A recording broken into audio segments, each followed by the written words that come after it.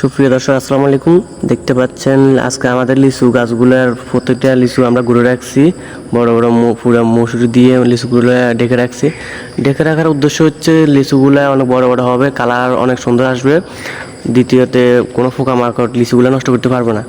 আর উপরে অনেক লিচু আছে, এগুলো আমরা ঘুরতে পারি নাই, ওগুলো অনেক উপর হওয়ার কারণে, ডালগুলো চিকন হওয়ার কারণে আমরা ঘুরতে পারি নাই।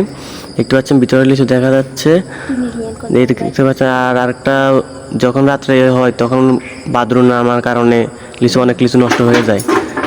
তো এখানে একটা টিন লাগানো হয়েছে, যখন একটা রশি দিয়ে টানা হয় এখানে অনেক শব্দ হয়, পুরা গাছটা নেড়ে ছেড়ে উড়ে।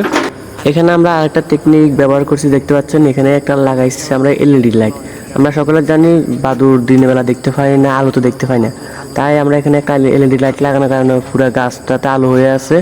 তাই এখানে রাত্রে হইলে অনেকটা বাদুর আসার সম্ভাবনা অনেকটাই কমে যায়। এখানে প্রথম অনেক লিচু আমাদের নষ্ট হয়ে গেছে, এখন বাদুর আসে না।